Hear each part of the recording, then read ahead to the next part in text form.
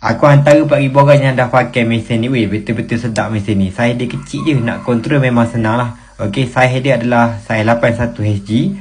Saiz 81 ni lebih kurang besar sikit je lah pada telur ayam tu. Silap-silap kalau aku pergi buat perbandingan, rasanya lebih kurang sama je saiz dia.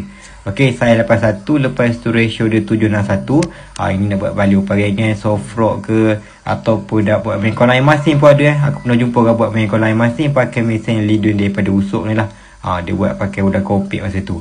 Okey, kayu dia ringan, semua gila masa buat palingan tu. Okey, ini kau nak pakai umpan bawah daripada 4 gram pun boleh, 5 gram ke bawah pun boleh. Silap-silap umpan 3 gram pun boleh juga.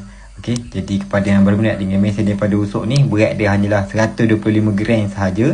Okey, memang setup ultralight ni. Sepul dia pun sepul cetik. Tak silap aku tali ni dalam 50 meter, 60 meter macam tu je yang aku masukkan.